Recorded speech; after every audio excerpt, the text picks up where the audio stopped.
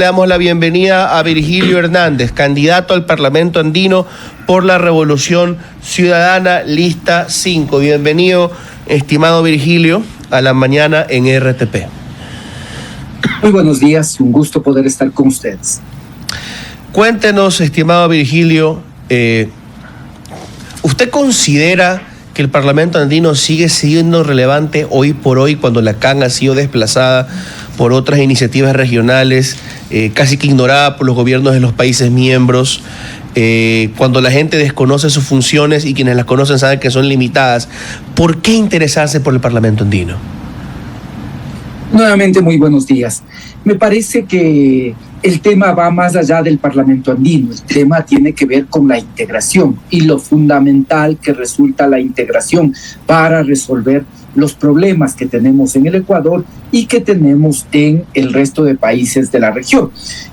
Nuestra región ha atravesado momentos críticos, momentos muy duros, que nos hacen ver la importancia de estar articulados y cómo habría sido de diferente el panorama si habría existido esa unidad.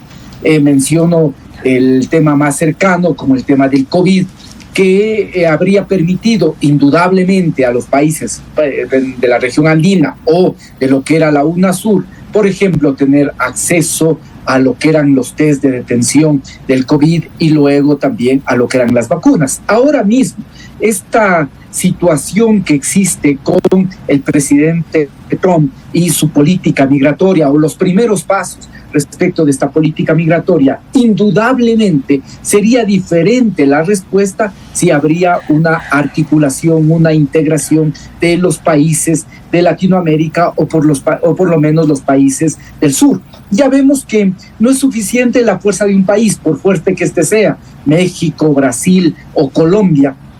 Vemos que finalmente frente a la fuerza, la potencia de una gran potencia tienen que retroceder. Pero si se actuaría de manera articulada, sin duda la respuesta sería absolutamente distinta. Creo que esa es la perspectiva en la que hay que entender. Creo que esta es el tema que hay que poner en cuestión. Mire lo que ha atravesado el Ecuador en la crisis energética. Esta crisis energética que permite la interconexión con Colombia, e indudablemente Colombia nos vendió, y la energía que se compraba a Colombia es una energía cara, pero no hay por el lado del sur interconexión con Perú, cuando Perú tiene superávit en la generación de energía eléctrica. Todos estos elementos solo pueden ser resueltos si se piensa, si se tiene claro que la integración puede ayudar a resolver estos problemas. Sí, pero en buena medida la CAN, estimado Virgilio, se ha reducido a un foro, no se puede discutir de eso, pero mi pregunta es, hoy por hoy los medios y sobre todo los gobiernos de los países miembros escuchan lo que se discute dentro del Parlamento Andino. Este es otro tema, y si yo tendría que poner algún punto de debilidad, de frustración respecto a lo que se hace o al alcance de lo que se hace, no a lo que se hace, sino al alcance de lo que se hace, es precisamente que las decisiones del Parlamento no sean vinculantes. Le pongo ejemplos concretos de lo que hemos venido haciendo y que si existiría la comprensión de parte de los estados, indudablemente se podría avanzar más rápido y las consecuencias de esto también podrían ser diferentes.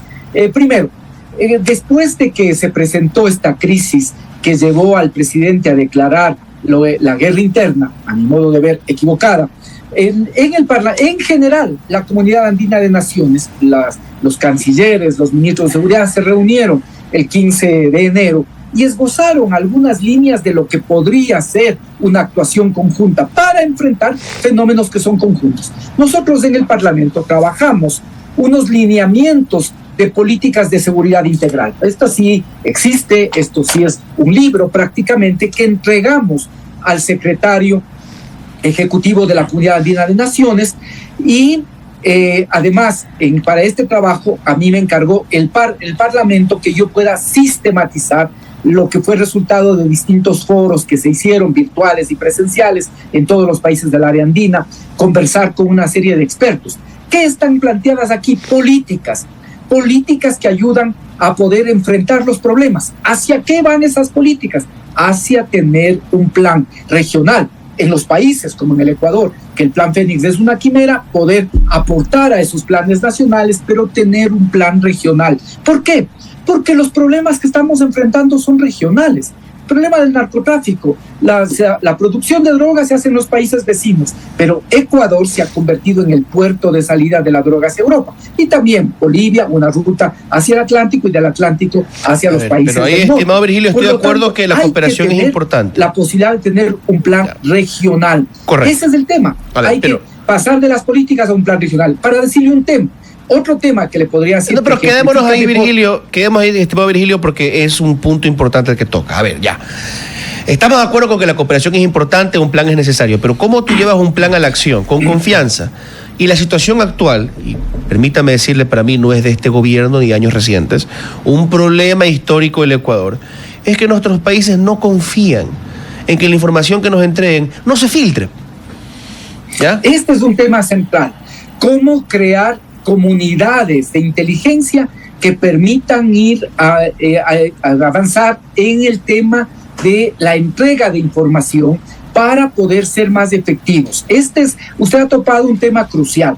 Por eso hay que pensar en que puedan irse gestando instituciones que ayuden precisamente a generar la confianza para que puedan funcionar organismos conjuntos. En estos lineamientos, por ejemplo, planteamos la creación de lo que sería el registro de operaciones sospechosas, que ya no solo es lo que hacen las unidades de inteligencia financiera en cada uno de los países, sino avanzar a que pueda existir un registro de operaciones. Indudablemente esto tenga unos mecanismos que verifiquen el grado de confianza con el que se utiliza este registro de operaciones sospechosas. Esto es fundamental.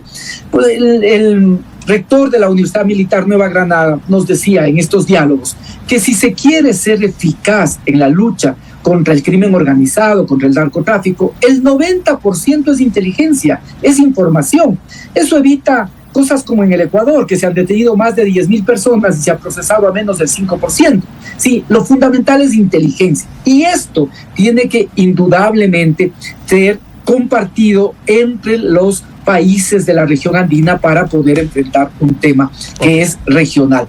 De igual forma, la creación de Andipol, que pueda ser una sección de las policías que efectivamente van compartiendo esta información, van manteniendo incluso compartimentada esta información para el resto de la institución y sirve para operaciones específicas. Y en la medida que esas operaciones específicas van dando lugar, se va construyendo también niveles de confianza que después permitan crear comunidades de inteligencia que ayuden a la lucha contra la delincuencia organizada, contra el narcotráfico y la delincuencia transnacional. Esto es fundamental.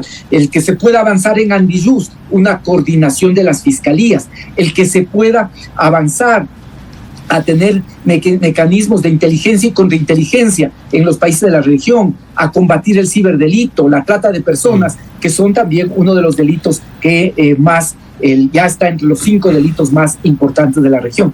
Entonces, mire, ¿cómo se puede avanzar de los lineamientos a la existencia de un plan? Obviamente, para eso se requiere voluntad política, se requiere comprensión de que este es un tema regional y se requiere también que pueda existir una posición de país más allá de actuar de forma subordinada frente a un país o a una embajada, por poderosa que ésta sea. Este es para hablarle solo uno de los temas en los que el Parlamento no se ha quedado solo analizando o solo emitiendo una resolución o un exhorto, sino avanzado. Estimado Virgilio, usted políticas para que son el antecedente de un plan.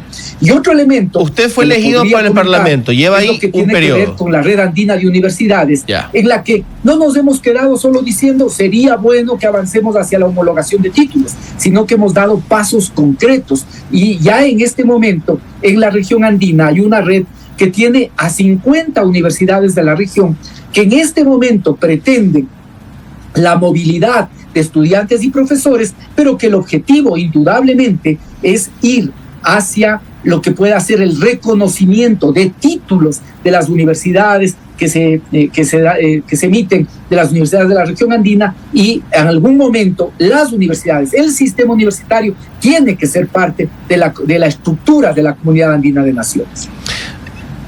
Usted lleva ahí un periodo ya. Usted fue elegido para el periodo 2021-2025 en el Parlamento andino. Y sí, me está hablando de iniciativas que están caminando a lo mejor, pero ¿hay algo que se haya terminado en ese periodo? ¿Usted le puede presentar al ciudadano, al votante, un trabajo concreto concluido en este periodo? Le digo, todas las cosas de las que le estoy hablando no son solo planteamientos, son cosas que se están precisamente implementando. Los lineamientos de políticas, cuando empezamos esto en el mes de febrero del año anterior, nos decían, no, eso es muy complicado, que pueda aprobarse, que pueda generarse una voluntad de parte de los distintos parlamentos para poder confluir en un plan de política global. Bueno, aprobamos este plan de política global. Ahora hay que ir a un paso siguiente, que es el tema de poder discutir un plan de ya no un plan, sino lo que puede ser un planteamiento ya de pasar de las políticas a tener un plan de seguridad de la región. Ahí hay una cosa concreta que ha concluido, digamos, un primer paso y es necesario dar un siguiente. Lo mismo, la red de universidades. Cuando empezamos esto hace más o menos un año y medio, había 12 universidades. Todo el mundo era escéptico respecto de que pueda o no avanzarse en esta red de universidades. Ahora hay 50 universidades, se ha creado además una propia comisión de acreditación, de evaluación y acreditación de esta red de universidades para poder mirar la calidad de las universidades, de tal forma que la posibilidad de estos intercambios no signifique que se desmejora la calidad de quienes están estudiando o de los profesores que pueden aplicar esta posibilidad de movilidad de un año o un semestre académico. Y en este momento hay 50 universidades y el aval de la Universidad Complutense de Madrid para acompañar este proceso. ¿Cuál es el objetivo? Que no nos quedemos en las 50 universidades, que podamos tener a la mayor cantidad de universidades de cada uno de los países para poder concretar este proceso. De igual forma, ya en este momento se ha conformado lo que es el Consejo Académico para poder tener una revista que pueda publicar publicaciones científicas, académicas, de estudiantes, de profesores, saberes de la anticuna. Se ha conformado con doctores, PhDs, se ha conformado el consejo editorial de esta revista y ahora es importante que empiece también su proceso de producción. Es decir, vamos dando pasos concretos en esta medida. Y lo mismo le podría decir respecto de la red de autoridades territoriales, le podría decir de la necesidad de convertir lo que son las zonas fronterizas en regiones en las que no solo se aborde el tema de seguridad, sino puede haber un enfoque integral en las regiones. De igual forma, le podría mencionar las economías informales, el contrabando, con el tema migratorio, que es un tema central en la discusión de la región. La integración es parece tremendamente importante, estimado Virgilio, pero ya será a corto plazo el juicio del votante, ver a quienes quieren encargar el trabajo en el Parlamento andino y ya el trabajo, digamos, histórico de nuestros países, ver si finalmente conseguimos una avenida de integración duradera en Latinoamérica o por lo menos en América Andina. Un abrazo para usted y un muy buen día. Siempre es un gusto, muchas gracias. RTP